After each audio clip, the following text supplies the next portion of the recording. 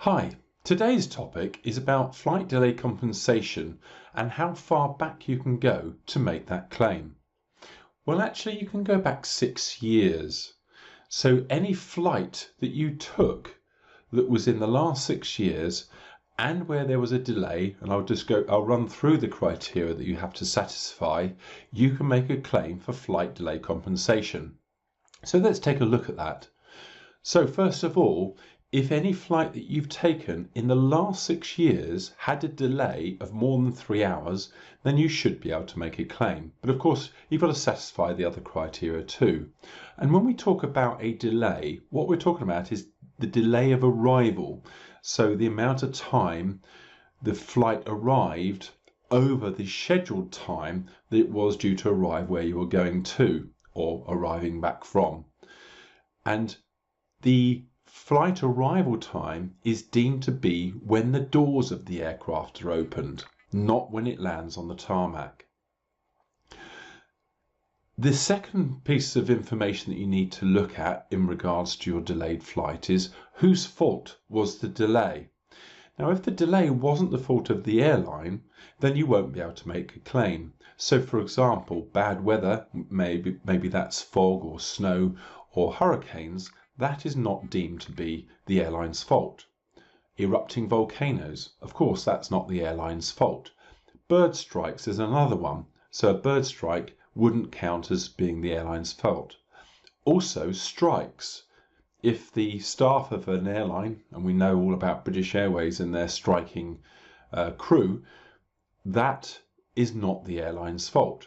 However, what does count as the airline's fault is where their staff or crew go off sick, or the pilot doesn't turn up on time, which delays the aircraft.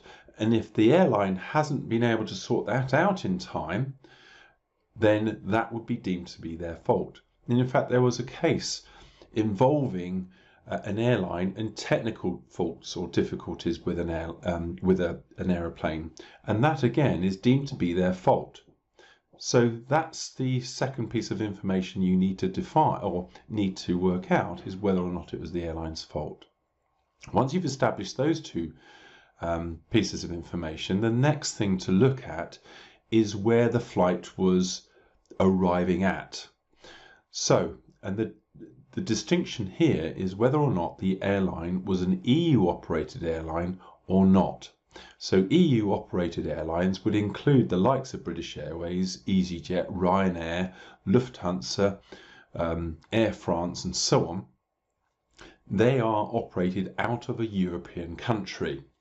And with an EU operated airline, the flights both departing from the UK and arriving back to the UK, or any EU airport for that matter, would count towards a compensation claim. However, airlines that are not EU operated, so for example, airlines like Qantas, Emirates, any American Airlines or Canadian Airlines, the only time that they would be down to make a compensation claim is where the flight departed from the UK or any other EU airport.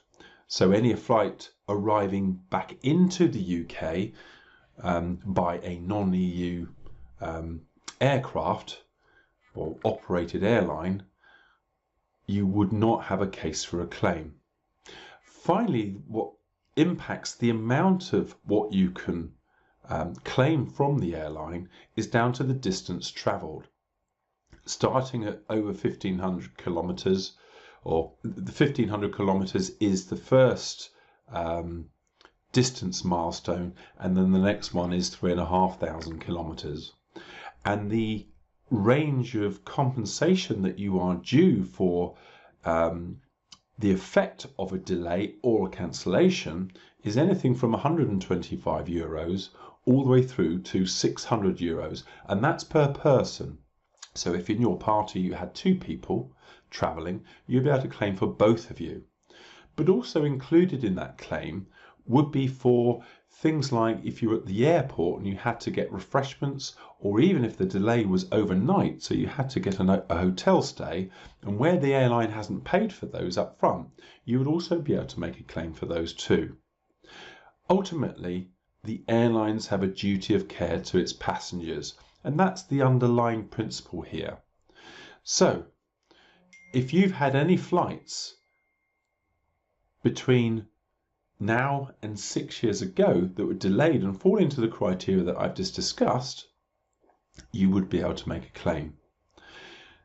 Now, how do you go about making that claim? Well, what you need to do is to either write to the airline and include all your evidence of what you're claiming for, your boarding pass and details of the delay, plus any expenses that you've shelved out that you haven't got back yet, or you can get someone to do that. And there are some good companies out there, and in fact there's a link below that would take you to one of those, and that's someone who would recommend it, and they have one of the lowest, and also they have a guarantee to beat any price on what they charge. Of course, they've got to make their money, so they will charge a percentage of your compensation claim.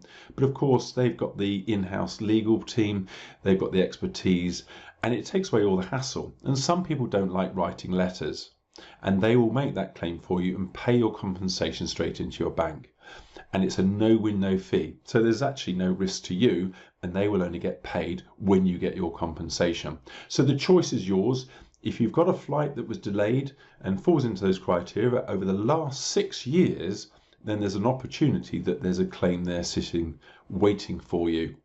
You can either do it yourself or get someone to do it for you.